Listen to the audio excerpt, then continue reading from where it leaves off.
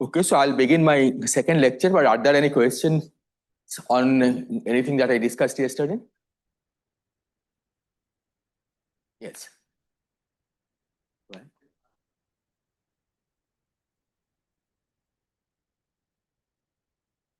Yes.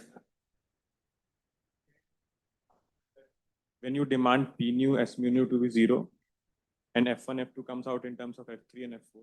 Yes. Then you claim that S mu nu then has no UV divergence. I couldn't follow that one. Yeah. So basically, let me go back. After that. Yeah, I think. Yeah. So the point is, if you look at this integral over here, right, this integral has ultraviolet divergence, but it's logarithmically divergent. Right? So if you expand this, say in power series in P over K, the P independent part is divergent. Right? But from next term onwards, it's ultraviolet finite. Right? Because you have more parts of K in the denominator than in the numerator. You have two parts, two integrals, and we'll have now three parts because you are expanding in P over K. So only the P independent parts can be ultraviolet divergent. And if you now look at this expansion over here, the only P independent terms can come from these two. Right? Because the rest of them have P dependence explicitly. So these are all ultraviolet finite. F1 and F2 have potential ultraviolet divergence. But now we see that from this relation, we determine F1 in terms of F3 and F2 in terms of F4. And because these are ultraviolet finite, right, that shows that this whole expression is ultraviolet finite. Right? So that was the argument. Okay. Is this? Yeah. Okay. Any other question?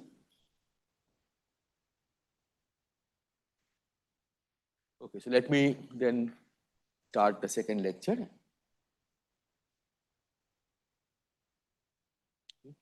So if you recall, last time we discussed three viewpoints on anomalies. Okay, and our starting point today will be the third viewpoint. Okay, so let me just review what we discussed in the third viewpoint. So there, what we did was to couple both J mu and J mu 5. This is the vector current, this is the chiral current, axial current to background gauge field, which are in this form. And then we said that to quadratic order, if you expand in A mu and B mu, then the fermion loop will generate some new contribution to the effective action. Okay, you are still thinking of this as background fields, and that takes this form. R mu nu, Q mu nu, and S mu nu are just 2-point functions on the basically bubble diagrams. S mu nu is what we computed explicitly, with one gamma 5 gamma mu vortex at one end and one gamma nu vortex at the other end. But these calculations can be done equally easily. Okay, in fact, you can also relate these by the epsilon tensor, and this is the kind of result we arrived at yesterday, where K, L, and M are arbitrary constants. Okay. These are related to the ultraviolet divergent terms.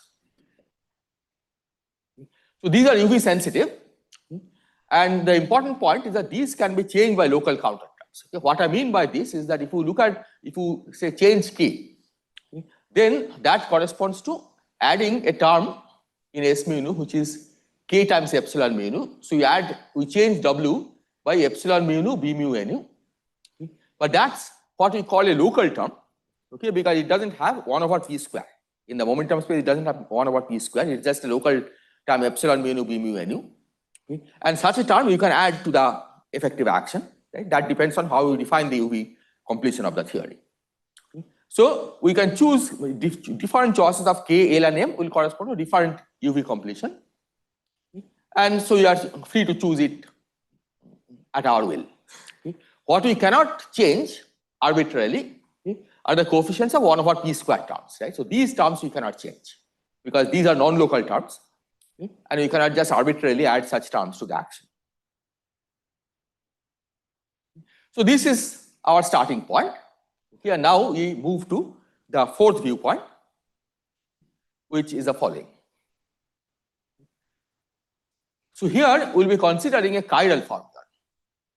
A chiral formula, okay, my definition of left chiral formula will be that it will satisfy, say 1 plus gamma 5 psi equal to 0. And we again introduce a background gauge field. Okay. But this now couples to a chiral fermion current, okay, which is given, which can be written in this form. Okay. So basically, we can see this because if you now take this 1 plus gamma phi and pass through gamma mu, you get 1 minus gamma phi 1 psi, and that's just identity. If instead you take 1 minus gamma phi, okay, when you pass it through gamma mu, it will become 1 plus gamma phi, and that will be 0.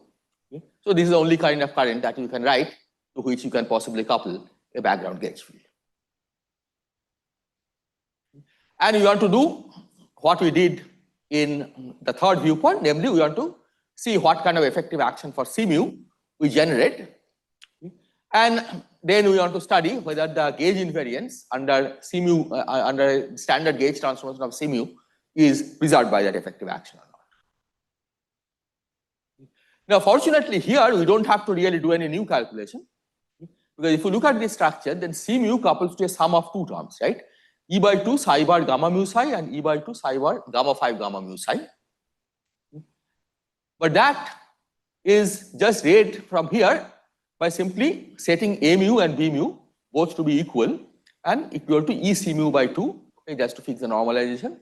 It is E by 2. So if we just set A mu and B mu to be equal to E C mu by 2, we will get the effective action for C mu. So we go back here and we just set A mu and B mu all equal, right? So you just get the sum of this plus this plus this.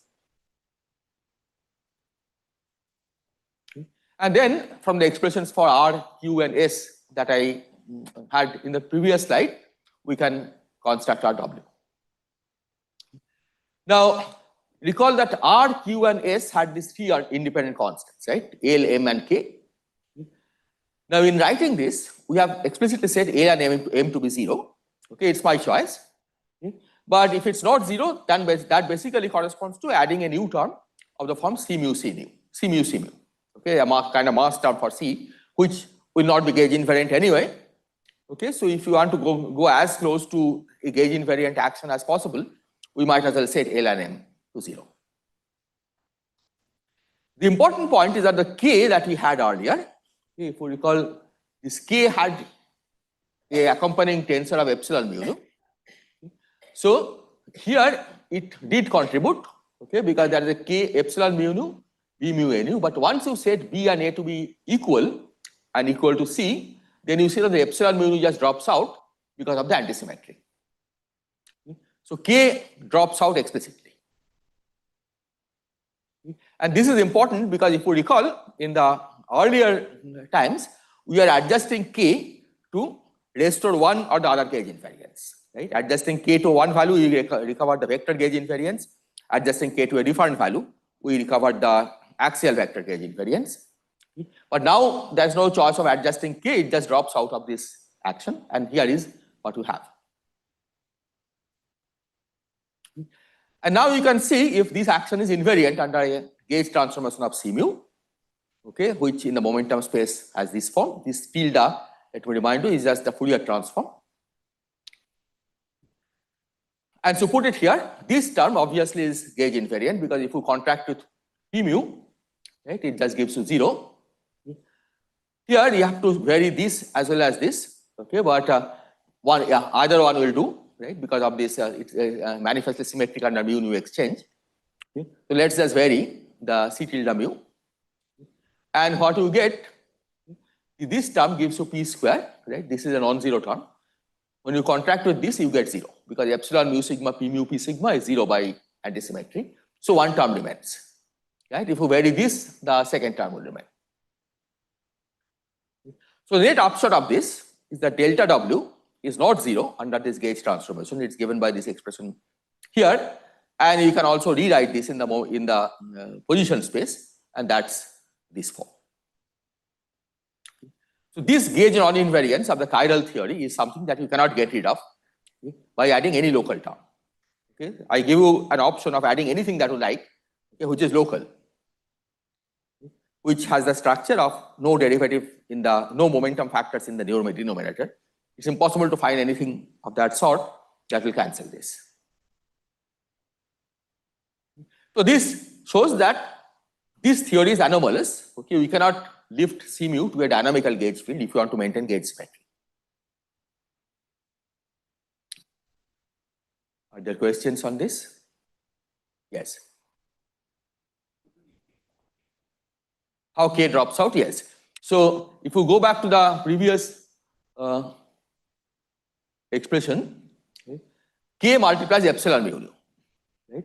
So when you put epsilon, the expression for S here, the relevant tensor structure is epsilon mu nu, B tilde mu minus P, A tilde nu P.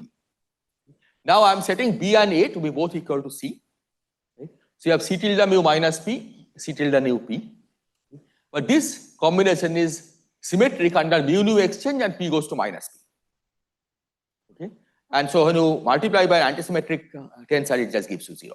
Right? If you work in a position space, then this is epsilon mu nu, B mu, A nu.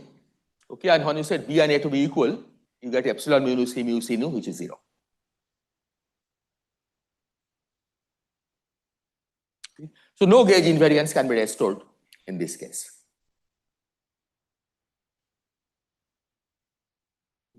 This viewpoint, in fact, is the most universal. Okay, and this is a viewpoint that will be using most of the time. Yes. Is this result sensitive to a choice of L and M? Yeah, it is sensitive in the sense that if you choose L and M differently, you will get another term which will not have the epsilon mu. It will have just del mu C mu. Right? Yeah. Okay. And that is just like a mass term. Okay. So you cannot cancel this term, but you can add more terms to it, which is from epsilon mu, just divergence of C. Okay. And this you can always do, of course, because given any action, even for gauge invariant action, you can add a local term which is not gauge invariant. Right? Just mu is a term which is not gauge invariant. So you can always make a gauge invariant action non-gauge invariant. Here the important point is that this is not gauge invariant and it's impossible to add any local term to make it gauge invariant. Any other question? One question. It's online. So in this viewpoint, you from the beginning you took only one chiral fermion, so you're explicitly breaking the symmetry. Yes, then yeah, why exactly. did you? You're taking only one chiral fermion, or you are taking, say, one chiral fermion. You can take a Dirac fermion, but only the left chiral couples to the gauge field. Okay. So then why did you keep B mu from the start? Because if the chiral symmetry is broken, why are you gauging, like keeping the B mu and then setting it to E C mu? So I'm not gauging them separately. That's why I've introduced a single gauge field, right? So in this form, there's only C mu. There's no B mu and M mu. I'm just saying that if we try to calculate the effective action for C, we can get it by using the earlier result and setting A equal to B equal to C, EC. I see. Okay. Yeah, otherwise, of course, we can do the calculation stuff from the start, introducing the current 1 plus gamma 5 gamma mu, right, at the two vertices. Okay, you'll get the same result at the end. Okay. Thank you. Okay. Now I come to another important point, that's anomaly cancellation. So let's suppose that so far we dealt with left chiral fermion. Let's suppose that we have a right chiral fermion also, okay, satisfying the opposite projection. And let's suppose the same gauge field we couple to the right chiral fermion with charge Q. So which means that let's suppose a C mu also couples to a right chiral fermion. I could have used a different symbol here. That would have made more sense, say chi. And let's suppose a C mu couples to a right chiral fermion of charge Q. Now we can calculate the contribution to the effective action of C mu. Okay. The only change, again, we can just get it from the previous result. We have to just set mu equal to minus B mu equal to Q C mu. Okay, that will give this kind of coupling. And since the difference is in the relative sign between A and B, right? If you go back to this picture, you see that the only term that is sensitive to the sign of relative sign is this one, right? If you change B to minus B, right? Nothing happens to this. Nothing, of course, happens to this. But this term changes sign. Okay? And S mu nu is that basically the term which involves the epsilon tensor. So if you do this, then all that happens is that the sign of this last term changes. Okay, earlier it was minus, now it has become plus. and then you have the same structure. So the anomaly in this case will have opposite sign, and E will be replaced by Q. So this means that if we take one left chiral and one right chiral fermion of equal charge, then the anomalous term cancels. Okay, which is a very trivial statement, okay, because effectively what we are saying is that if you had both a left chiral and a right chiral fermion, okay, then it's like having a Dirac fermion and the C mu couples to the vector current, right? Because the one couples to 1 minus gamma phi, the other one couples to 1 plus gamma phi. Right? So effectively C mu couples to a vector current, which of course we know is a non-anomalous theory. So anomalies in this case can be cancelled simply by setting Q equal to E, okay, and take one right chiral and one left chiral form. This is a very trivial statement, but it should be clear that you can cancel anomalies this way, because next statement will be a little less trivial. Okay?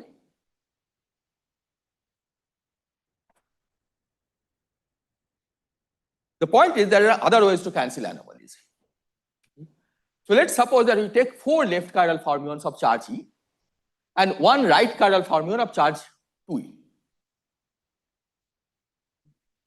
In that case, you see the coefficient of the anomalous term. This term, of course, will have complicated coefficient where things will add. It will be like E square plus 4E square, but it doesn't matter because this is gauge invariant anyway.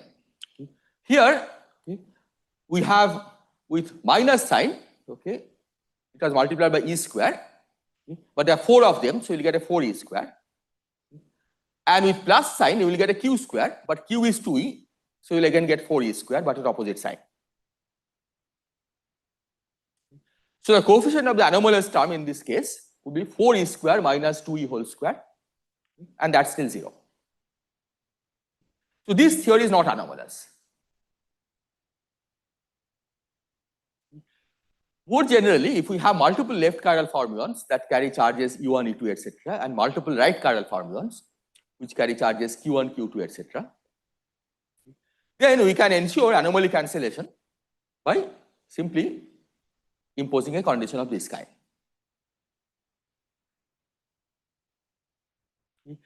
The important point here is that in this case, the UV regulator does not respect gauge invariance. And this is what I had said earlier, that if there are examples, okay, where you don't have a UV regulator which maintains gauge invariance. Okay, for example, dimensional regularization doesn't maintain gauge invariance because the couplings involve gamma phi. Nevertheless, the anomaly is cancelled. Okay, so having a gauge invariant regulator is not necessary for anomaly cancellation. Yeah, but it is sufficient. If you have a gauge invariant regulator, then there is no scope of getting anomalies. Yes. But wouldn't you expect some signs of gauge violation at intermediate states between the very high PV and the very low infrared?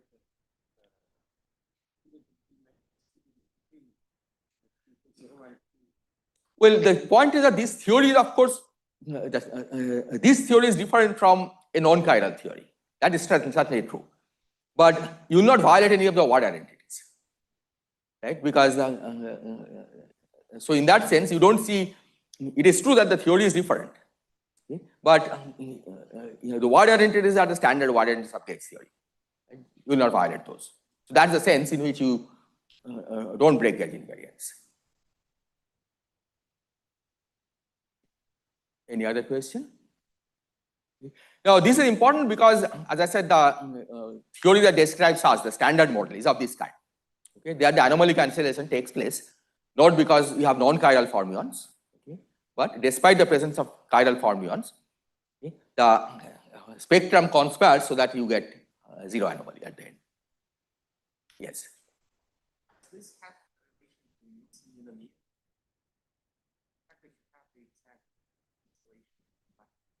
Yes.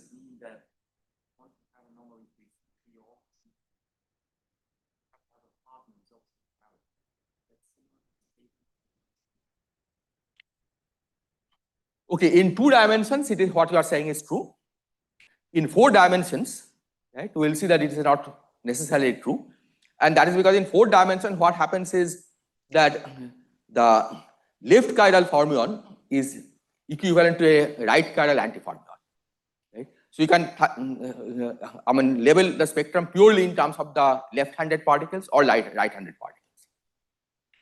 Right? So in that sense, I don't think the having that you can get a gauge invariant theory having just left chiral formulas in 3+1 dimension. So I don't think that this is directly related to a Insull-Niemeyer theorem, but it is true the statement that in 2 dimensions you need both chiralities, even though they have different charges.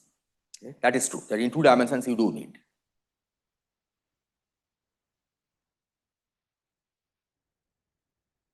Okay. Next, just discuss non-abelian before I move into 3+1 dimensions. So the non-abelian anomalies we will discuss only from the viewpoint 4, even though we can also discuss it from the other viewpoints. So let's take a non-abelian gauge field, which has this index A coupled to say left chiral fermions. And suppose TA are the generators of the algebra in some representation R, okay, and the left chiral fermions basically transform in this representation R. So psi is like a column vector. So besides being a column vector in the Dirac space, it's also a column vector in the gauge space. Okay, so if you think of this as a 2-dimensional column vector, it's 2 times the dimension of the representation R that you are using. And now we can consider an action, okay, still treating this as a background gauge field, okay, where you replace the derivative by the covariant derivative. And the covariant derivative is defined here. A mu is just a matrix valued gauge field, which in terms of the components is just the sum over A mu A TA. Okay, so this is a compact way of writing the covariant derivative. Otherwise, you could have just written it as sum over A mu A TA. And the infinitesimal gauge transformation parameters are similarly, you can think of this as a collection of thetas, but you can also think of this as a matrix which is constructed out of this linear combination. And the advantage of writing it this way is that the transformation law, gauge transformation law of A mu takes a compact form here. If you want to write in terms of components, you need the FABCs, right, the structure constants of the gauge group, which of course you can do, but this is just a much more compact way of writing the gauge transformation laws. So in the abelian theory, this term drops out and you just get real mu theta. And now again, let's consider W, which is the effective action obtained by integrating over the fermions. And basically the diagram that you compute is the same. So let me write that, draw the diagram here. It's basically the same diagram that we wrote. The only difference is that now here the vortex is gamma 5 gamma mu TA, okay, or 1 plus gamma 5 gamma mu TA, and here it will be 1 plus gamma 5, sorry, here it will be gamma mu TA, TB. Okay. So the only extra ingredient is that there is a trace TATB that comes in here. Okay. And that trace TATB, because I also multiply by the corresponding gauge fields MUA, okay, it translates to trace of mu tilde, nu tilde. Otherwise, it has exactly the same structure that we had for the abelian theory. Okay, that's one advantage of writing in terms of these matrices.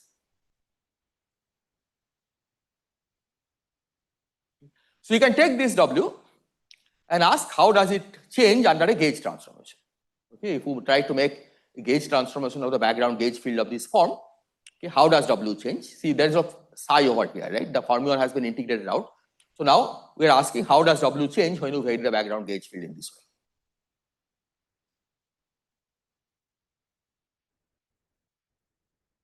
So here I have written this, okay, you take the gauge variation, okay, and it's a simple exercise to check that you get back whatever we had in the abelian theory. This term, okay, inside the trace you can manipulate things around, okay, and what you can show is that this term doesn't contribute. You just get this. Okay, so that's the change in W under the gauge transformation. So again, we see that it's anomalous. okay, which is not a surprise. Again, abelian gauge theory also we had anomaly. But what is a little surprising here is that this combination is not gauge invariant. It's not the regular field strength. In the abelian theory, this combination was just, you can think of this as a f sigma nu, okay, with a factor of half, okay, because there is always an anti-symmetrization in nu and sigma. Here, it's not the gauge covariant field strength. In fact, the gauge covariant field strength is this object, okay, which has this, but there is also this extra commutator. This commutator doesn't appear in this expression. And there is, in fact, a good reason for this. And the reason is that this W, this anomaly, okay, has to satisfy what is called the Weiss-Zumino consistency condition. Namely, that if you take delta theta W and then make another gauge variation with a different parameter phi, and take it in the reverse order, first transform by phi and then by theta, this should obey the algebra of gauge transformations. Okay, the algebra of gauge transformation is given here, right? If you make a gauge transformation by theta then by phi and in the reverse order, that's equivalent to a gauge transformation by this parameter over here. And it's only if you have this without this term that this satisfies this consistency condition. Okay, so this is what is called the Weiss-Zumino consistency condition. In fact, most of the non-abelian anomalies, right, if you just knew the linear term, right, which should be the same as that of a abelian theory, you could reconstruct what the corresponding nonlinear term is. Okay, in this case, the nonlinear term happens to be 0. Okay, so because just the linear term satisfies this condition. Phi is another gauge transformation parameters. You think of first gauge transforming by theta, which is theta a phi. It's a little non-trivial here because it's a theta a phi a. There are many thetas, right? You take another gauge transformation parameter phi a ta, okay, and you do it in reverse order.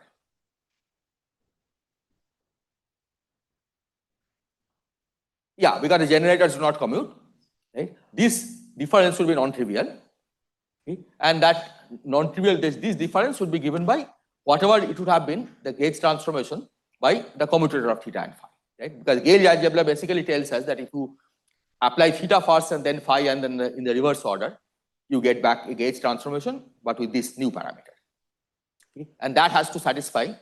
So W also has to satisfy that, because any function in fact has to satisfy that. Okay? So once, if somebody has given you the anomaly, like without telling you what W is, okay, to check if this is a correct anomaly, okay, you can perform this test. Okay, if this fails, that means we have not calculated this correctly. If you start from a W and calculate this, of course, it's obvious that it should satisfy this, because you are just performing two gauge transformations in succession. But if you just have the anomaly, if you didn't know what the W is, right, then this is a good way to check that you have the correct answer. Is this okay?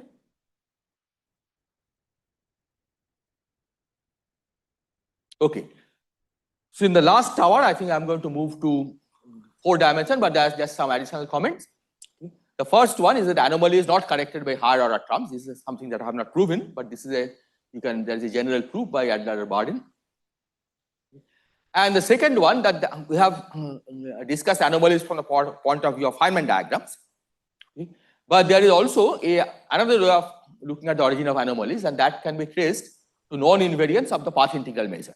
Right. If you just set up the calculation as a path integral, the correlation functions as computed by a path integral, okay, then you can ask in that language, right, why is it that a classical symmetry, which is a symmetry of the action, not a symmetry of the correlation function?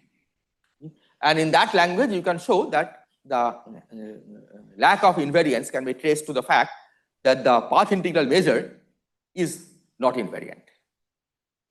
Okay, because path integral measure also requires UV regulator, and that's where the non-invariance comes from.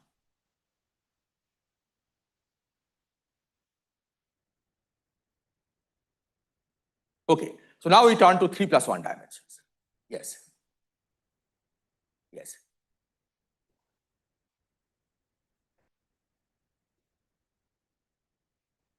Yes, that's right.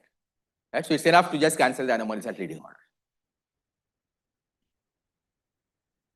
Otherwise, it will be a big headache, right? If you don't know if the theories are non-anomalous unless you do all order calculation. Okay, so now we go to 3 plus 1 dimensions. Okay, the gamma 5 is now defined as the product of 4 gamma matrices. Okay? And with the relation between gammas that I described earlier, you can check that the gamma 5 square is 1. Now, this is an extra slide that I have added because last time there was a question as to why the 2-point function is not anomalous. Okay, as you will see, the source of anomaly in 3 plus 1 dimension is the triangle diagram. Okay? But let's try to do the same thing that we did last time. Okay, that's a 2-point function. And define S mu nu via this relation over here. Sorry, this should have been 2 pi to the 4 delta 4, right? Because you are doing in 4 dimension and all these are 4 dimensional integrals. Now again, we look at the general structure of S mu nu, okay, consistent with Lorentz covariance. And here we find that the only structure that we can have are these two terms. Right? The epsilon is missing because epsilon has 4 index in 4 dimensions. Right? And because you have only one momentum, it's impossible. So epsilon it will have 2 free indices, which are the mu and nu, right? 2 more indices, right? And that those 2 extra indices cannot be contracted with anything because there is only one momentum, and there is a total antisymmetry in all the indices. So this is the only structure. Now let's do what we did earlier. We demand vector current conservation, P nu S mu nu equal to 0. That gives you this, and that sets F1 equal to minus P square F2. But once you do that, then P mu S mu nu, which is the axial vector current conservation, automatically holds. Okay, that's the reason why the 2-point function in this case is not anomalous. Okay, vector current conservation implies axial vector current conservation. Is this okay?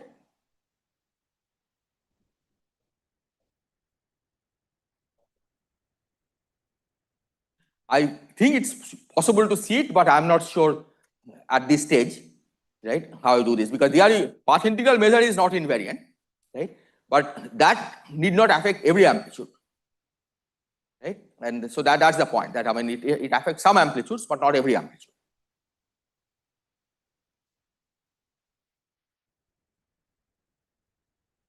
Yeah, basically I think the non-invariance of the path integral measure can be thought of as some term in the action, effective action, right, which is not explicitly gauge invariant, and then you have to ask what amplitudes receive correction from those. Okay, so the anomaly here appears in the 3-point function. And the relevant 3-point function is 1 chiral and 2 vector currents.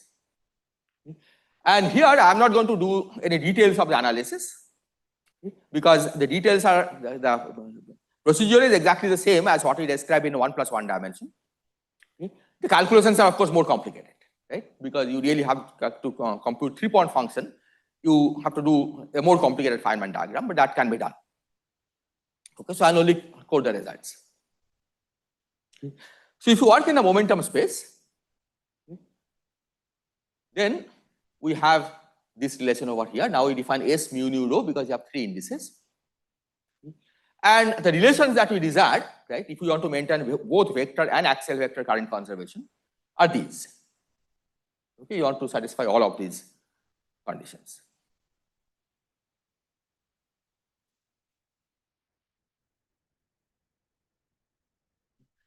So the problematic contribution basically comes from this diagram. Okay, triangle diagram, 1 gamma 5 gamma mu and then 2 gamma nu and gamma rho. Okay, and there are momentum flowing out from each of these, which are called P1, P2 and P3.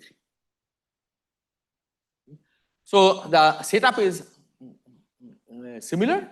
We calculate this, so this, because again we have a loop, we have a trace, okay, this is trace over the gamma matrices. And here again I have started from the propagator I over k slash, and then you go opposite the arrow, gamma 5 gamma mu, then I over k slash plus p1 slash gamma nu, and then this one and gamma rho. And the strategy is the same. We write the most general structure, okay, write all possible tensor structure here, Okay, it's more complicated than what we had before, but not too much more complicated. There'll be some few extra terms. And now we can use epsilon, right? Because once you have 3 index, then this certainly is a possible combination. You are not anti-symmetrizing in anything.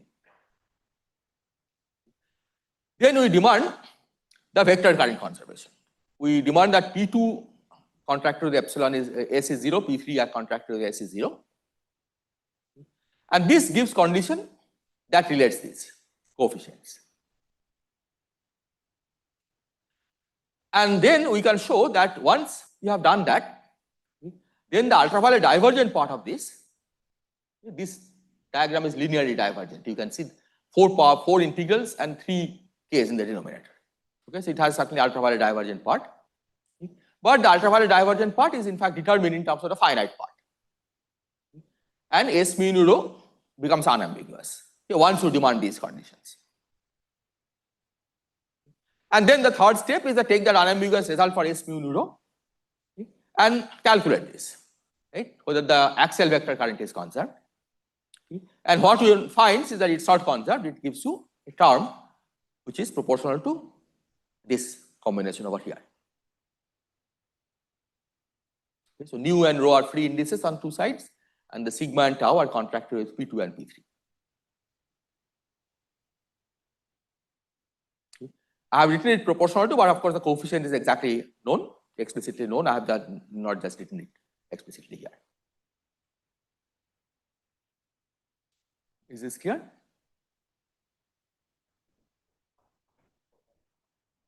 Yes. It's Lorentz invariant. Punchline is that the S, so if you wanted gamma 5, gamma mu to be a conserved current, right, then P1 mu contracted with this should give you 0, right? But it doesn't give you 0. Right? So that's the statement that the chiral current is not conserved. Okay, so you cannot maintain what we desired, right? All of these simultaneously. Right? So it's exactly the same statement that similar statement to what we had in 2 dimensions. Okay, now we can repeat the various other viewpoints. So the viewpoint 2 will be to couple the vector current to a background gauge field. Okay. So these different viewpoints are actually useful for different applications. So you couple the vector current to background gauge field, which is here. And then we need this because this is a gauge invariance, okay, requirement, and that will require that this should be valid. And then we calculate the expectation value of the chiral current in the presence of the background gauge field, which is basically the same computation, right? Just a different interpretation. So this is what we saw earlier, right? This is exactly what had appeared from this diagram in the momentum space. So this is the expression over here, and here the statement is that if you now calculate the divergence, okay, this derivative will bring down a factor of P1, right? Because we are taking X derivative.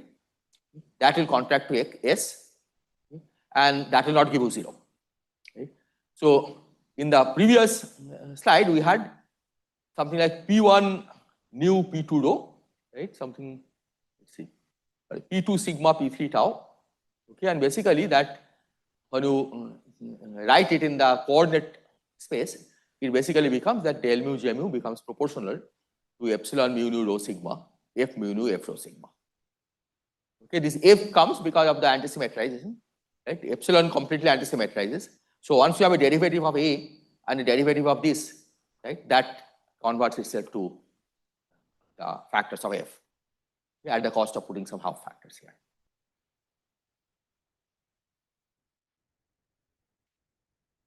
Is this clear?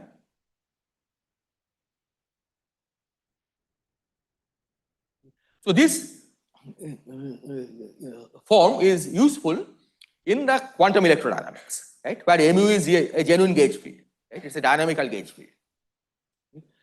And what this shows is an axial vector current in that theory is not conserved. This in fact has an application in pion physics because of this, okay, we have this pi 0 going to gamma gamma decay, right? Dominant contribution to the pi 0 going to gamma gamma decay basically comes from this term over here.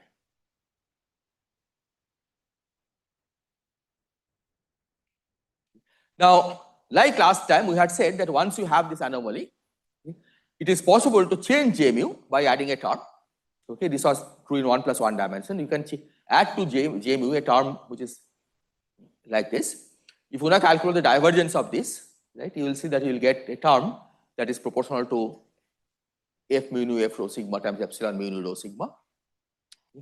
So you can cancel the anomaly by changing J mu. But this has the cost that this current is no longer gauge invariant, right? Because this is not a gauge invariant object. So it removes the anomaly, but the resulting current is not gauge invariant. Okay, again, as in 1 plus 1 dimension. Is this okay?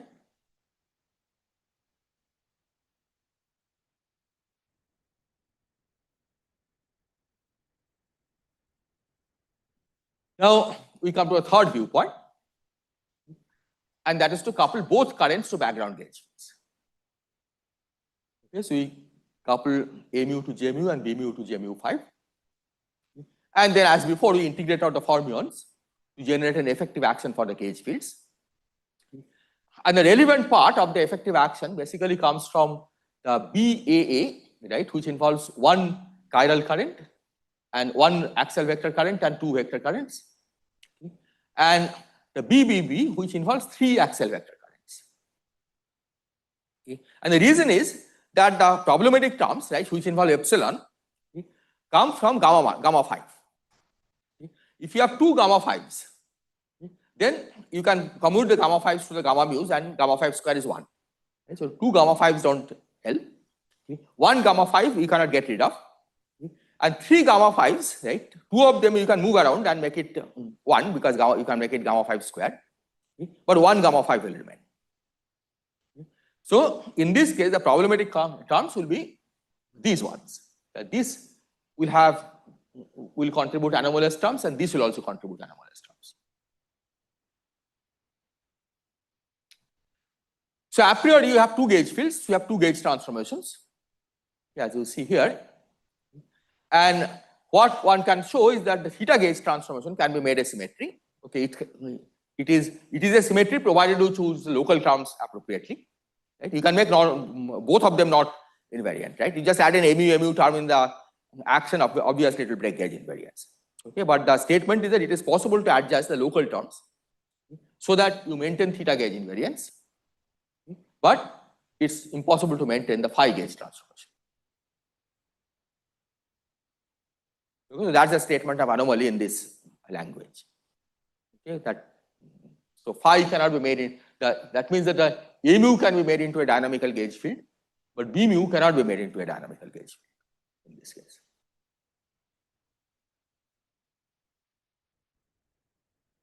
Any question? Yes. Symmetry. Yeah. Yes. What is the mechanism that in higher dimension? Maybe it will become a little clearer when I go to the next viewpoint, right? And that I think will explain what the difference is. Okay? Because here the left and right, there it was a left and right. So the exchanging the two will basically change the sign of one term, right? Here it's slightly different. So here you cannot gauge an axial vector current, right? Which you could do in one. So gauging an axial vector current, right, means what? That you have one left chiral, one right chiral fermion. Okay? One carries charge E, the other one carries charge minus E. So that's what you mean by gauging axial vector current. Okay, because you want gamma 5 to remain, right? The left chiral couples to 1 plus gamma 5, the right chiral couples to 1 minus gamma 5. So if you want only the psi bar gamma 5 gamma mu psi coupling, you have to take the difference. Okay, which you can do by changing the charge.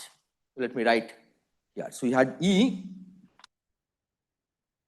times psi bar 1 plus gamma 5 gamma mu psi and then the other one was Q psi bar 1 minus gamma 5 gamma mu psi.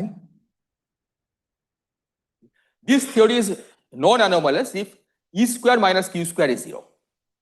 And that we can do in two different ways. Either set E equal to Q or E equal to minus Q. Okay. If you set Q equal to minus E, then you see the one term cancels and the gamma 5 remains. Right? So that's a non-anomalous theory. We'll see that is different in 4 dimensions.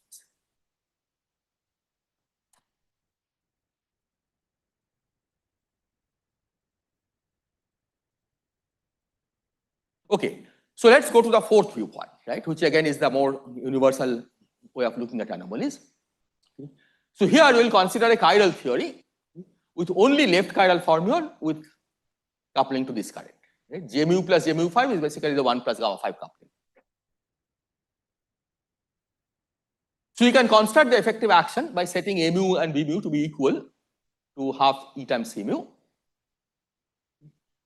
And then we find that the gauge invariance is not a symmetry of W, and it's given by something like this. It's perhaps not surprising because you see already that the A mu gauge invariance is preserved, but B mu is not preserved. Right? So if you set A mu equal to B mu, then theta and phi are also equal. Right? You have only one gauge transformation, of which then this has no problem, but this has problem. Right? And that's the reason why once you set mu equal to B mu, the gauge invariance is broken. Okay? But you can also see it explicitly by computing this. Okay? So again, let me emphasize that the only computation you have to do, okay, is a triangle diagram with 1 gamma 5 and 1 gamma 5 gamma mu and gamma nu and gamma rho. Okay? The 3 gamma 5, you can relate to this because 2 of the gamma 5s can be brought next to each other by passing through the propagators. Right? So everything reduces to the triangle diagram calculation. Okay, 1 gamma 5 gamma mu, gamma nu and gamma rho. Okay? And that gives you all of these. So here is the crucial difference. You see delta W. Once you make this change, it's proportional to E cube. Okay, this part is what we had gotten from earlier analysis, but E cube comes simply because you look at this terms, right? There is cubic in BAA or BBB. Okay, so once you say B equal to A equal to E times C mu or E by 2 times C mu, it will be cubic in E.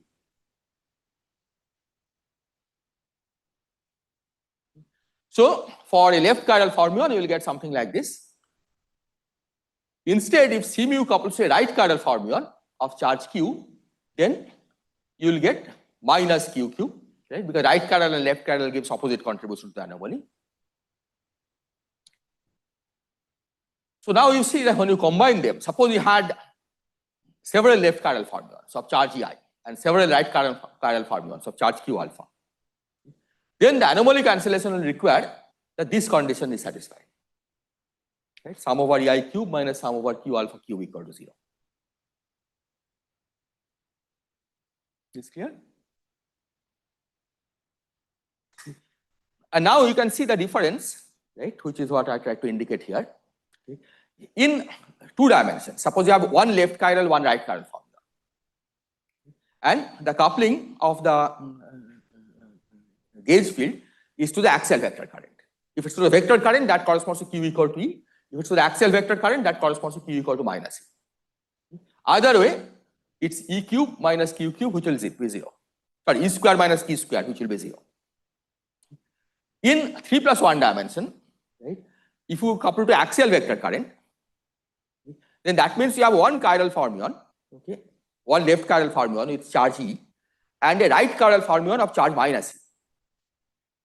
So you'll get E cube minus E whole cube. Right? That's non-zero. That's still positive. Okay? Or it's non-zero, right? It depends on the sign of E. That's the reason why 3 plus 1 is different from 1 plus 1. That here, if you cannot couple a theory with an axial vector current. You cannot couple gauge field to an axial vector current.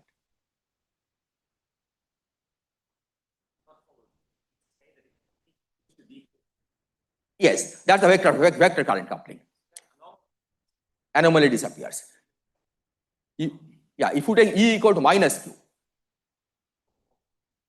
right? If you take E equal to minus Q, that means your gauge field is coupling to the axial vector current, right? Because 1 plus gamma phi minus 1 minus gamma phi, right? That's this case.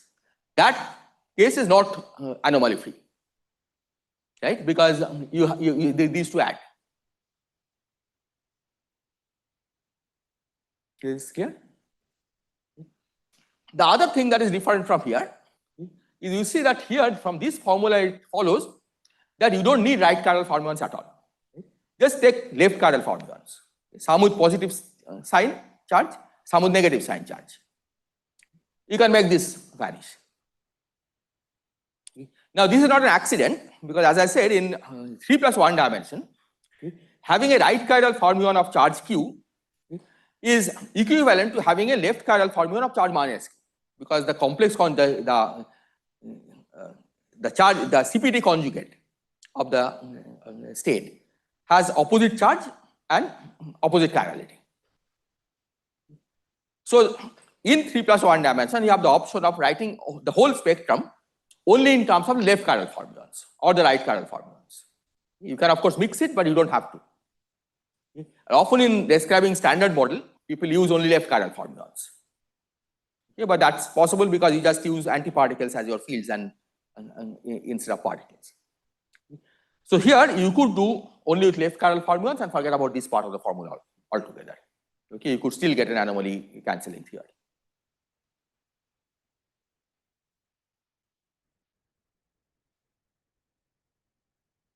We'll have? No, you have many solutions because these can be arbitrary and these can be arbitrary, right?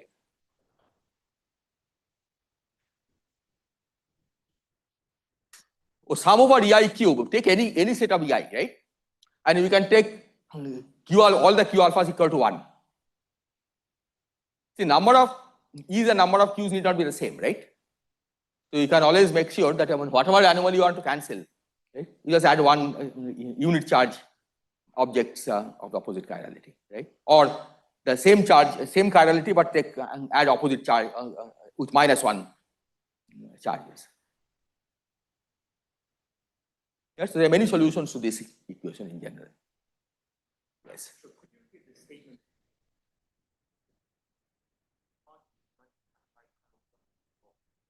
Yeah, so you can see it first of all from this formula, right? Because you can cancel anomalies just by changing the sign of making some of these positive and some of these negative,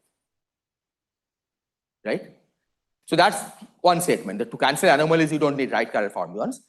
But there's a deeper reason for this is that in 3 plus 1 dimension, if you have right chiral fermions, right, you can equally well describe them in terms of their antifields, right? Basically you are saying that instead of using psi, you use its conjugate, CPT conjugate as your basic field. That changes the charge, sign of the charge as well as the chirality. So having a right chiral fermion of charge E is equivalent to having a left chiral fermion of charge minus E. Right? You are just describing it in terms of the antifields. This is again not true in 2 dimension. Right? In 2 dimension, the CPT conjugation doesn't change the chirality. So the left chiral fermion is distinct from right chiral fermion.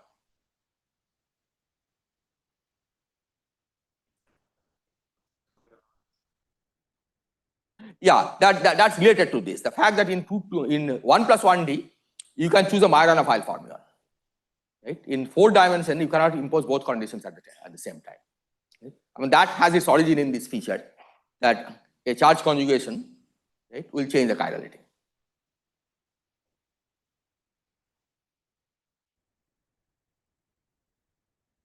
Yeah, I said CPT conjugation, but it's not CPT, it's just standard charge conjugation operator. Right? That will change the chirality of the state.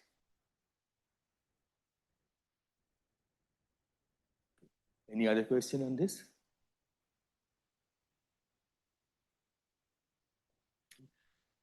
Now you can go to also non-abelian gauge fields. Okay, and again I'll take only the viewpoint 4. So the discussion is very similar, right? So basically W itself will have the same form as the abelian theory with an extra trace, okay, just as in the case of 2 dimension. But delta mu has extra term, right? Again, as in 1 plus 1 dimension, it's exactly the same. But the point is that once you use this and calculate delta W, you find that the change in W has the usual term that we had in the abelian theory, okay, but now we have an extra term, okay, which has AAA coupling. This is still not the gauge invariant field strength. Okay, it's something different, okay, but it's exactly what you need for the Weis-Zumino consistency condition. Okay. In fact, this is the reason if somebody had given you just this part, right, say that I don't know what this is, find the cubic coupling. Okay. If you knew W, of course, you can find it. But suppose you didn't know W, right? Somebody has just given you this. You could have imposed this condition, okay, and that will uniquely determine this coefficient to be half. Okay, so this is useful in finding the full structure of anomalies in non-abelian gauge theories. Okay, just the linear term is enough to determine the nonlinear term.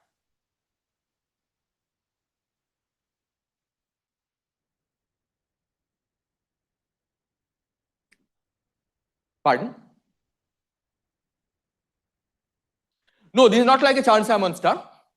This is in 4 plus 1, 3 plus 1 dimension, right? So in 3 plus, Chern-Simons term will require an epsilon, a 3-dimensional epsilon, right? So this is not quite the Chern-Simons term.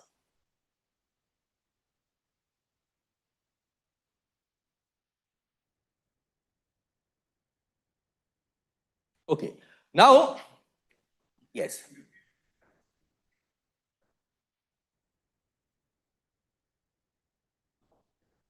No, we are preserving this. This condition has to be satisfied, even in 1 plus 1 dimension, right? In 1 plus 1 dimension, it was just a linear term, right? Del mu nu. Yeah, here also you are satisfying it with this term. So the point is that the difference between 1 plus 1 and here is in 1 plus 1, we had just a linear term. The quadratic term had 0 coefficient, and that was what is needed for satisfying the Weis-Zumino consistency condition.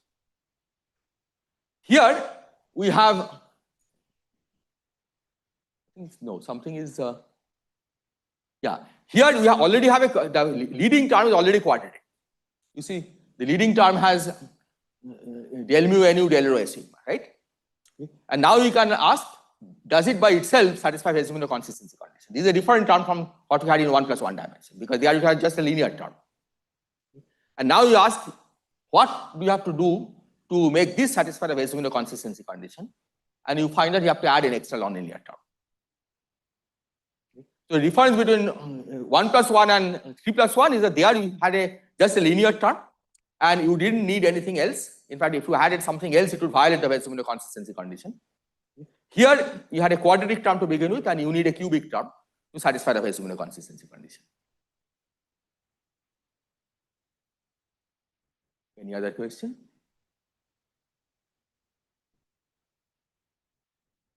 Okay, so now I'll discuss, this is somewhat technical, but it's also very useful. Covariant versus consistent anomaly. Okay. And that basically can be traced to this observation that this combination is not the gauge covariant field strength, just like in 2 dimension. Okay.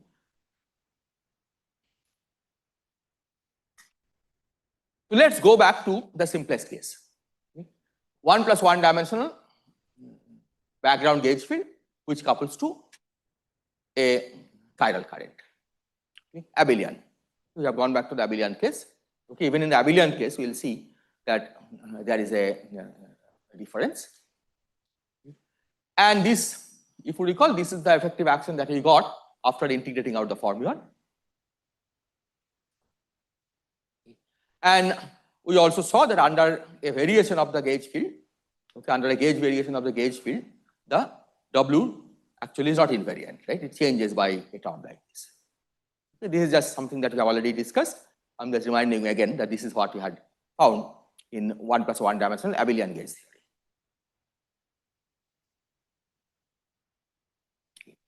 Now we are going to do something different. We define a j tilde mu.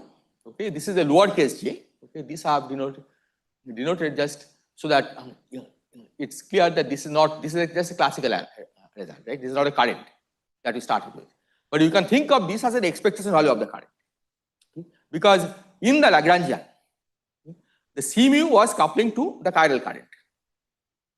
So if you form the effective action, right, which you can think of also as a generating function, and then that take the first derivative with respect to C mu, it is computing the expectation value of the chiral current in the C mu background to linear order.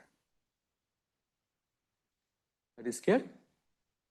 Right? If you in the action, if you had e to the I some S naught plus I integral C mu J mu. If you take a first derivative with respect to C mu, right, you bring down J mu in the path integral, then you are carrying out the integral path integral over the formulas. So this gives you the J mu expectation value. Okay, but you are not setting C mu equal to 0, so this gives you J mu expectation value in the background C. Okay, that's what I have called this lowercase j, right? This is the definition that I have used. It's 4 pi square is just a normalization. So this you can calculate from what I have given here, okay, from W, and you find that this is what you get for this expectation value for this current. Now there are two independent calculations we are going to do. Okay, first one is related to what we had done earlier. If you calculate now the divergence of this current, then this is from this formula, this is given here. But what is this? This is essentially the variation of W under a gauge transformation, because you are taking the first derivative with respect to C tilde mu, and I P mu is essentially the gauge variation of C tilde. Right? So this is the variation of W under a gauge transformation, and that you have already calculated. Right? I have already calculated this. Okay, the 4 pi square you have gotten rid of. So that gives you this, and this is then the momentum space. We can translate it to the position space as the divergence of J mu being given by this. Okay, so this is just a reinterpretation of what we had done earlier. We define a current by taking the derivative of the effective action with respect to the gauge background gauge field and calculate its divergence. Yes. Why is it different?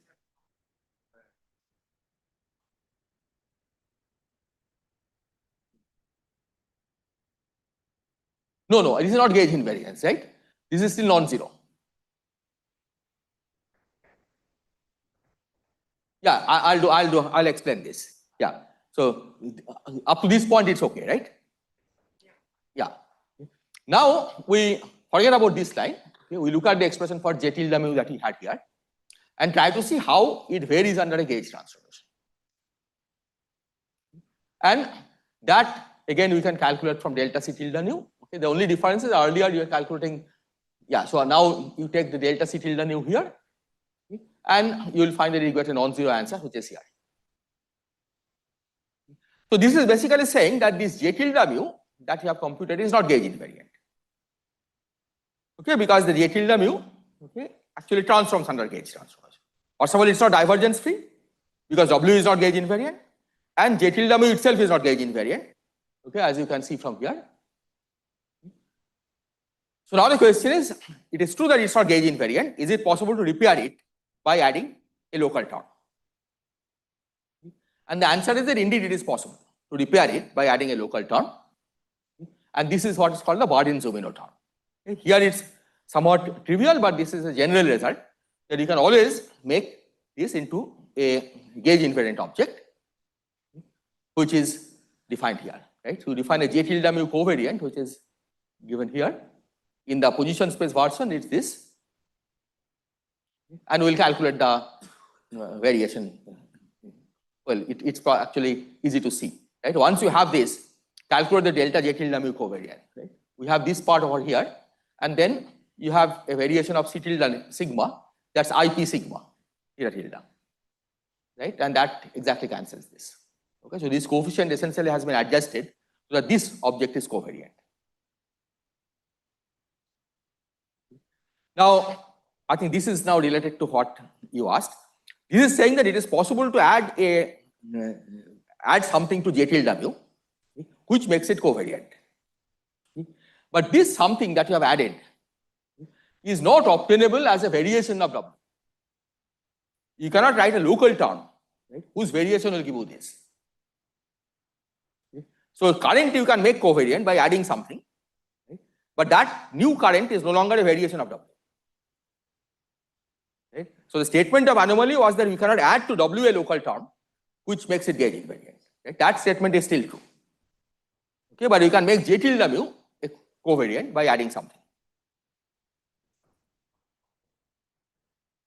No, this something is local. This is because there is no 1 over p squared here, right? But this cannot be obtained as a variation of a local term, because then that you could have added it to W.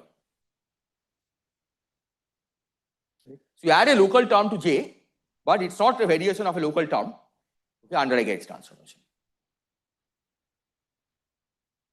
Is this clear? So these distinctions should be kept in mind, right? You can go from a consistent current. So this is J mu is called a consistent current, and this is called a covariant current.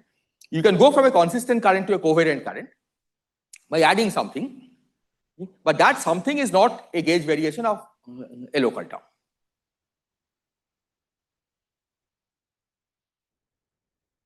You can already probably see here that it's not delta of anything.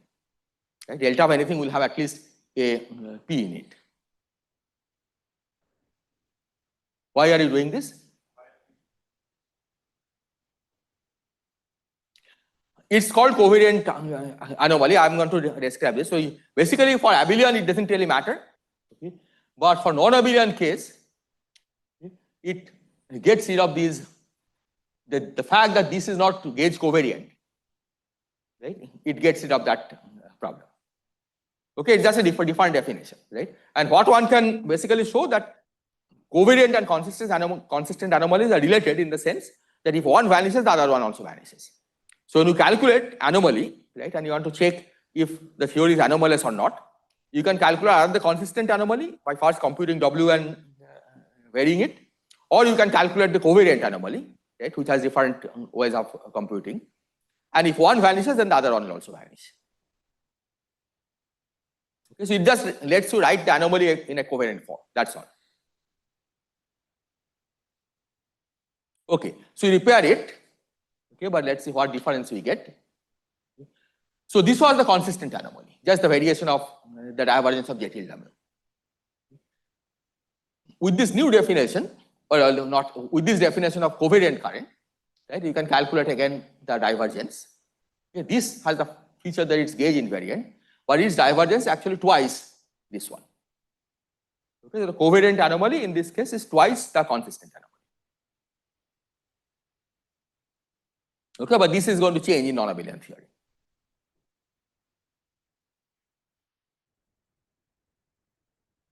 Is this clear? Are there questions?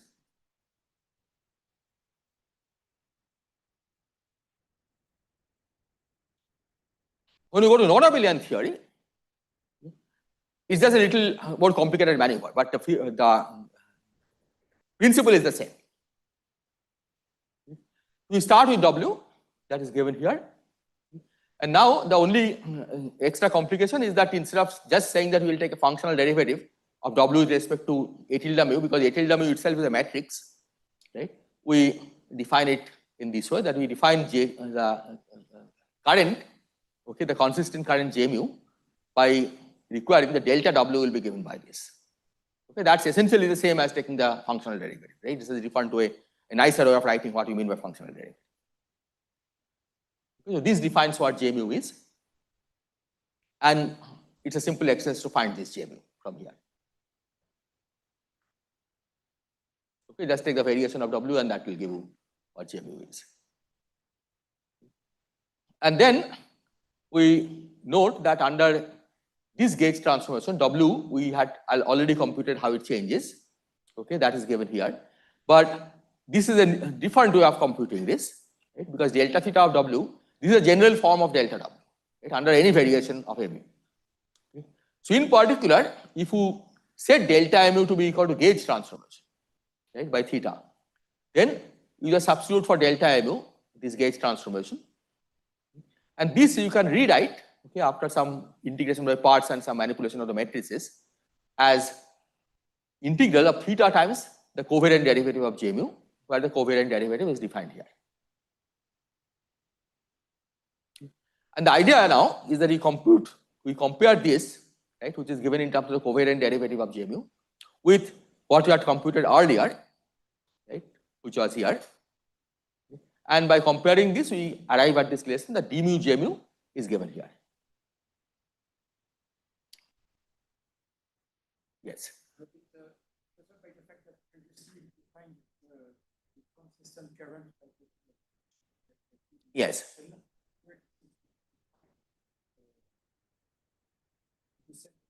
Yeah, it is the same definition. If you use this definition in the previous one, right, it's basically the same, because you are saying that you vary delta mu, you vary mu, whatever multiplies it, right, is the consistent current, right? So it's exactly the same definition, except that because of this fact that mu is a matrix, I have written it this way. Okay. If we write in the components, it's really the functional derivative of W with respect to the mu a, right, that component function.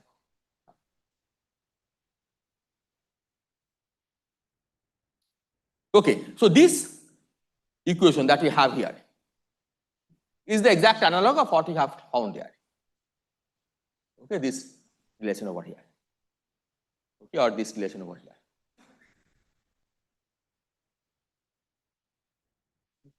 And now we see that this side, this we had already discussed earlier, this is not the gauge covariant field strength. And that can be traced to the fact that the J mu is not a gauge invariant object. Right? In fact, the fact that even for abelian case, J mu is not gauge invariant, as we found. Right? So clearly for the non-abelian case, it cannot be gauge invariant. Right? That can be extra terms, but J mu is not gauge invariant.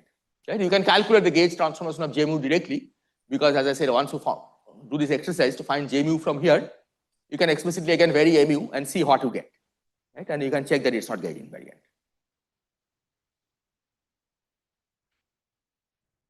Is this clear? Right? So this part is a little complicated calculation, but it's identical to what we had done earlier. So the idea now is again the same, that J mu is not gauge invariant, but add something to it which makes it gauge invariant. Okay, or gauge covariant. In this case, it should be gauge covariant. Okay, because J mu is in fact in the adjoint representation, so it's not invariant, it will transform covariantly.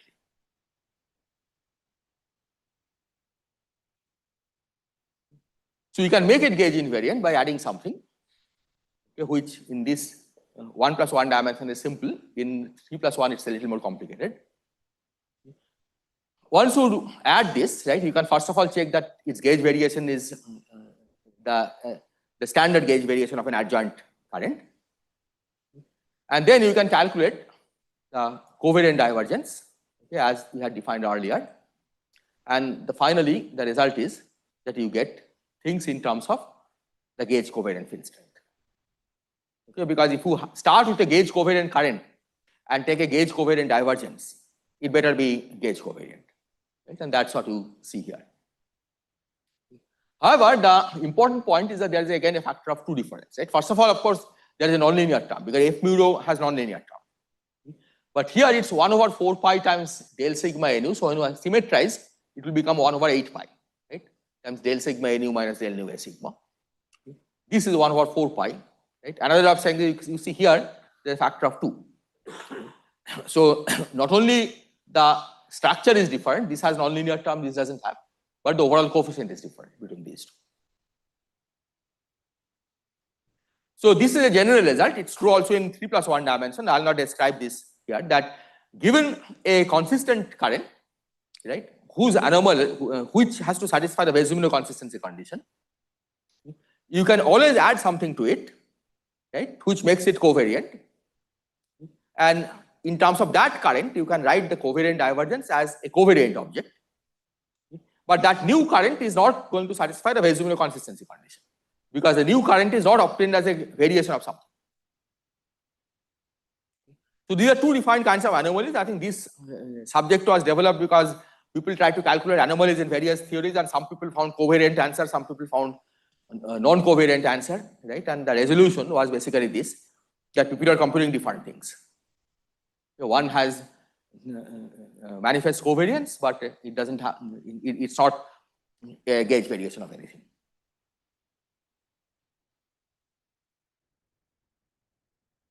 Yes. Yes. Which is the most physical? I think, in my view, consistent is the most physical. Because consistent is really they are taking the gauge variation of something, right? Of the functional. But covariant is nicer because you get a covariant answer. But I think for most practical purpose, it's the consistent anomaly that is relevant. Is there anything interesting when you look at the violation of the best condition by the covariant current? Then I guess the covariant current no longer satisfies. Yeah, it will not satisfy the Weismann constant. This violation itself is there. There may be, I am not aware of this, right? But it's certainly possible that there is something interesting there, that how much it violates. Yeah.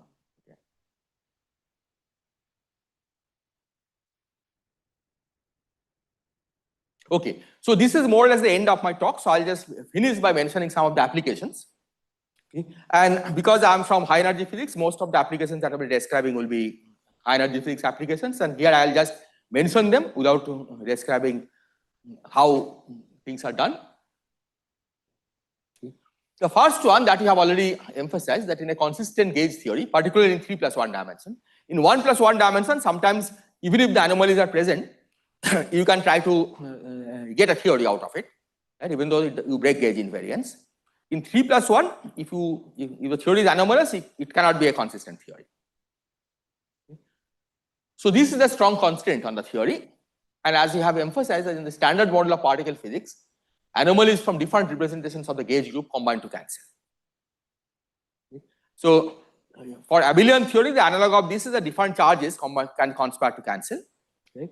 In a non-abelian theory, you can have vector representation of say SU2 gauge group and a spinor representation. Right? They can conspire to cancel.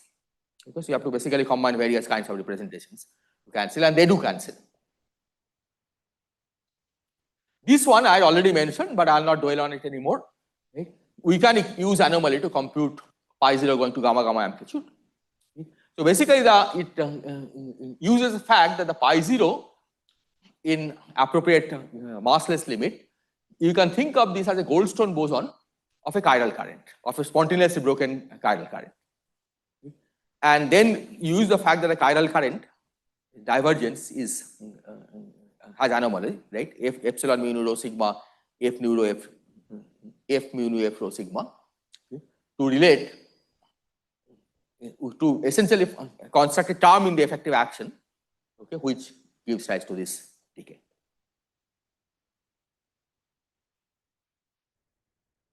This one is, in fact, I find very interesting, and it has physical consequences for our world. Then if you look at the standard model, then the baryon number current is anomalous, okay, which means that the baryons are not absolutely stable in the standard model. But this is negligible at 0 temperature, right? I think, if we estimate what will be the proton lifetime, it will be much larger than anything that you can think of. But it becomes important at high temperature. And our universe was at a high temperature, right, in the early universe. And there, this would have been very important. Okay, the fact that the baryon number is not conserved in the standard model. Now, this has two aspects. One is that you can say, okay, baryon number is not conserved. Maybe it gives way to generate baryon numbers. Right? You start from a universe which has no net baryon number, and then as it cooled, right, because of this baryon number violation in the standard model, it can actually generate baryon number. But it can also do the other way, right? Even if you start from a net baryon number in the early universe, by the time the universe evolves, it can wipe out the baryon number. Okay, so both are possible. Okay, the question is which one is relevant. And it turns out the relevant one is the second one. And this basically follows from the fact that the universe for most of the period was in thermal equilibrium. Okay, and in particular, the relevant period is the standard model phase transition. Okay. It turns out standard model phase transition is basically the standard model phase transition is when the Higgs got its vacuum expectation value. Okay. It's close enough to second order. Okay, so the universe was actually effectively in thermal equilibrium even during that phase transition. Now, if you have a system in thermal equilibrium, right, then the general rule of statistical mechanics is that all chemical potentials that are conjugate to non-conserved current, right, are set to 0. Because the photon number in QED is set to 0. Not the photon number, the chemical potential for the photon is set to 0 because photon number is not conserved. So similarly, for baryon number, you have to set the chemical potential to 0, and that basically means that in thermal equilibrium, net baryon number is 0. Okay, so even if the universe had started from non-zero baryon number, by the time you come down to standard model phase transition temperature, the baryon number has been wiped out. So this is a problem because this tells us that how can you explain so this causes a problem because how can you explain the excess baryon that you see in the universe, right? Even if you had started with excess baryon, you cannot see the excess baryon. Okay, if this really happened. Fortunately, it turns out that standard model does also have a non-anomalous symmetry, which is the baryon, the difference between the baryon and lepton number.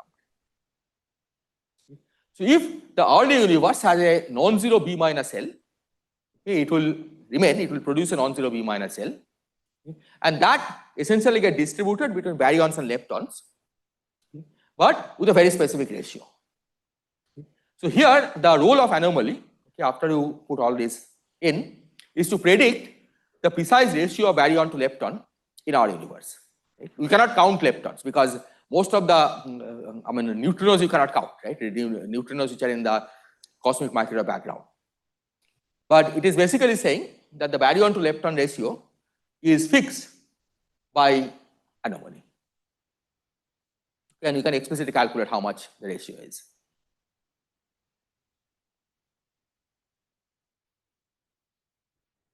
Okay.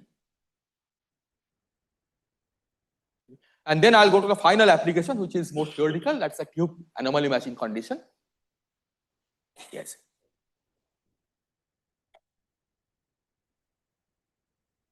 Yeah, so basically the extra information is that you look at the standard model particles, right? How much B they carry, how much L they carry, and how much B minus L they carry. Right? That information is good enough. That information together with thermal equilibrium, right, is a statistical system, right? You have a thermal equilibrium, statistical system in thermal equilibrium. You have net B minus L, and you can ask how much of will be B and how much will be L. Right? So just statistical physics, okay? Equilibrium statistical physics. And the B and L assignment of the various standard model particles. Okay, so this is the last slide. Okay. So this is a more theoretical application, okay, which is called the anomaly matching condition. Okay. So let's suppose that we have an interacting theory with a global symmetry. Okay. And suppose the theory, this global symmetry is such that if it is gauged, the theory will be anomalous. Okay. And if we couple it to a gauge field, then the theory will be anomalous. Now, we add some spectator fermions to cancel the anomaly. What are spectator fermions? They are non-interacting fermions, but they are just assigned appropriate charges under the global symmetry so that the total anomaly will vanish if the symmetry is gauged. Right? Just like the ones we saw, sum over EI cube minus sum over Q alpha cube equal to 0. Right? There is a more general version of this in non-abelian theories. Now, this is an interacting theory, so in general it can flow. So let the theory flow to the infrared. Okay, and in infrared you will have some maybe completely different spectrum of particles, okay, some different effective action. But during this flow, the spectators of course remain the same, okay, because spectators are free from fermions. Okay, so nothing changes here. So they have the same anomaly. But you know that the combined theory, the infrared theory, should also remain non-anomalous, okay, because the theory didn't have any anomaly to begin with. So this means that the anomaly in the interacting part of the theory, the anomaly in the infrared theory must match the anomaly in the UV theory, okay, because only then by adding the spectators you can cancel it in the IR theory if it cancelled in the UV theory. And this in fact puts strong constraint on the infrared theory, right? So if you have a strongly interacting system in the ultraviolet, right, you don't know what the low energy spectrum is. Okay? But nevertheless, you can use this to constrain the low energy spectrum. Okay, in particular, if the theory had an anomaly, right, in the infrared, it cannot be gapless, because gapless means everything has decoupled, right? So you don't have any particles. So what contributes to the anomaly? So this is often used to constrain what possible infrared theory you can have given an ultraviolet theory. Okay, I think my time is up. My lecture is also up. Yes. Is there an assumption that the UV theory and the IR theory have the same symmetry group, or what happens if in the process there is a spontaneous symmetry group? So you have to do some extra analysis to make sure that, so that's one possibility. That the symmetry itself may be spontaneously broken, right? But then there will be some corresponding Goldstone bosons, right? And then the anomaly is captured in some kind of effective action for the Goldstone boson. Right? So it's not that the anomaly has to come from the particle spectrum, but it could happen as a gauge non-invariant contribution in the Goldstone boson effective action. Okay? That's certainly possible. But there should be some signature of the anomaly, right, in low energy. Even if the symmetry is even if the symmetry is spontaneously broken, because then it will be in the Goldstone boson effective action.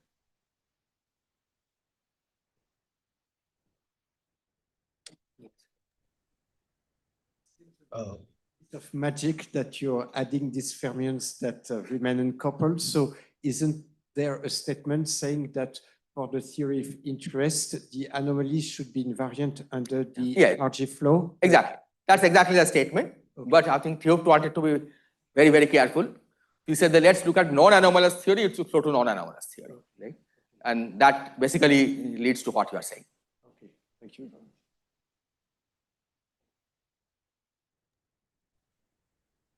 One question online. I think it's online probably. Yes, so you described the consistent current and the covariant current.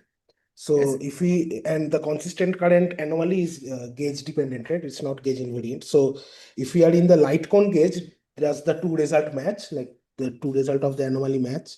Or is there any gauge where both I'm not sure that that is the case, because the extra term involves a mu, right? I don't see any reason why they should match, right? But I have not checked it myself. Okay. I'm still trying to understand the penultimate red line. Pardon? I'm still trying to understand the penultimate red line. So if you add some spectator fermions, yes, why is it that they remain unrenormalized when we go to floating? Because spectator fermions by definition are free, right? And you're imagining that you couple a background gauge field, but that's not a dynamical gauge field that you have coupled it to. Spectator fermions are not coupled to the original dynamical fields. Is that? Yeah, it's not coupled to the original dynamical fields at all, right? So spectator fermions are just there to, cancel the anomaly, right? So that you can say anomaly-free theory should remain anomaly-free, right? But you might equally have said that the anomaly should remain unchanged between UV and IR, right? This is just a way to say the same thing.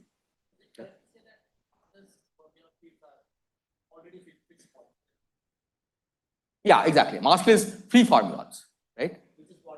Yeah, what the spectator fermions are, exactly. Yes. Yeah, I think it's working. It's working, I think, no? Yes. Yeah. Okay, so the first part is in QED, there is definitely axial anomaly. Right? Does that? Okay, so the axial current is anomalous in QED. Axial current, yes. Right. So when you say that the standard model is anomaly-free, yes, how is that consistent with what I just said? Yeah, so the part that is gauged is anomaly-free. Yeah, it has, of course, global symmetries, which are anomalous. Okay. Right? That is perfectly consistent. Okay. But the part that you gauge, right, which has dynamical gauge fields, yes, that should be anomaly-free. Okay, very good. So then related question in QCD, right, as you showed in your slides, if I have non-abelian theory, generically, the current is not gauge invariant.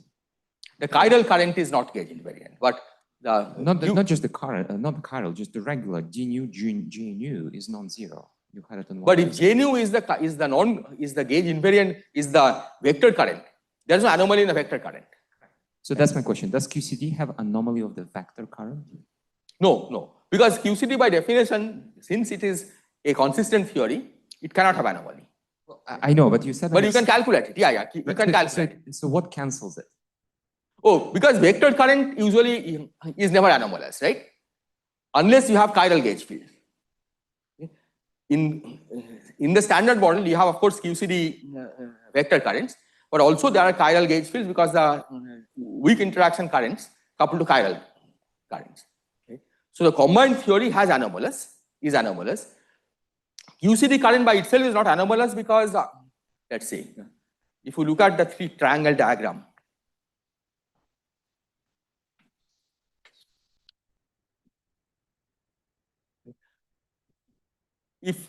so suppose this is a QCD vortex, this is a QCD vortex, and this is some other vortex. Okay. This trace is 0 because this is non-zero, TATB, both are QCD, they both are SU3. This is some other generator, it's a non-abelian generator, right? So this is 0. Okay, so this is not anomalous. Okay. If you take a U1, right, the vector field, then again it's not anomalous because U1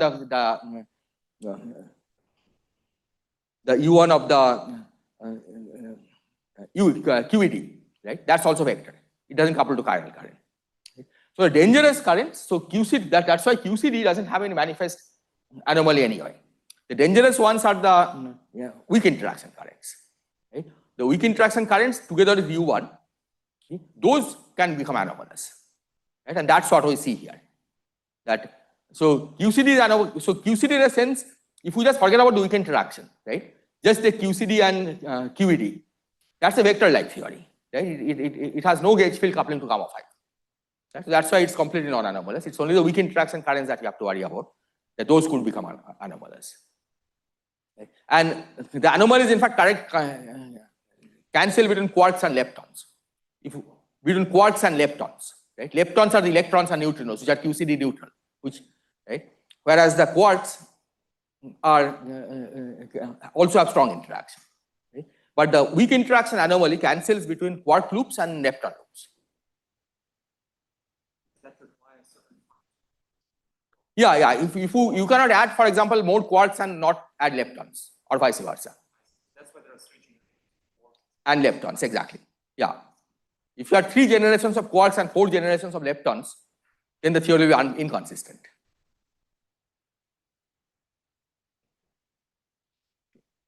So in condensed matter, we sometimes think about the anomaly being cancelled by some bulk in one higher dimension. There's some like inflow from a bulk to a boundary. Yes. Okay. Can you say how that fits into this framework? Yeah, it fits. Okay, I didn't discuss it here, but basically what happens is if you have induced anomaly from higher dimension, then the effective theory has an extra explicit non-gauge invariant term. The effective theory of the Goldstone bosons or some massless particles on the brain, okay, they have some extra non-gauge invariant terms, and that cancels the anomaly. Because if you really think of this as embedded in higher dimension, then what you want is that the full theory should be non-anomalous, right? Because the gauge transformation acts both on the fields in the bulk and fields on the boundary. Right? So it could happen that whatever anomaly you generate from fields in the boundary, right, can get cancelled against some boundary term that you get by varying the bulk fields.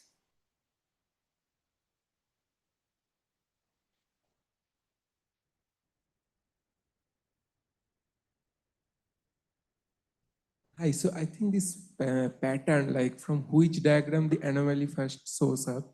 So this will continue for higher D, for like 6D, it will be a box diagram. 6D, it will be the pentagon, it will be the box. 4, yeah, box. Yeah. So is there a simple way to see it, like for a general D, like a simple way? Like, yeah, basically, I think, okay, I don't know whether there is a simple way to count, maybe there is. Basically, what happens is that the first time it appears on the epsilon tensor can appear, right? Because if you think in terms of dimensional regularization, right, the things without the epsilon tensors have generalization to arbitrary dimension. Epsilon tensors are specifically dimension dependent, right? Because it requires D indices. In D dimension, an epsilon tensor requires D indices. So whenever the epsilon tensor can appear in the amplitude, Right? That's where the anomaly can also appear. More questions? This is a bit outside what you lectured about, but you mentioned. So in 1+1D, for example, you can diagnose the anomaly using Fujikawa method. So you can Yes. measure non-invariance.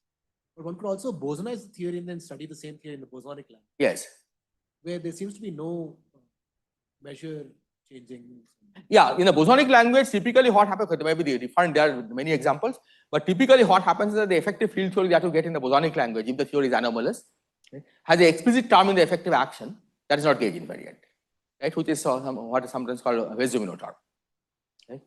So the anomaly can appear in many different manifestations, right? An explicit gauge in a non-invariant term, right? That change in that can cancel the explicit anomaly that comes from the fermion loops.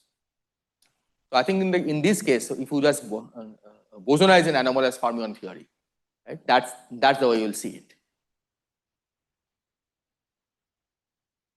Please. If not, let's thank Ashok once more Thank you. for the nice talk. We gather here at 11:40 for the second talk.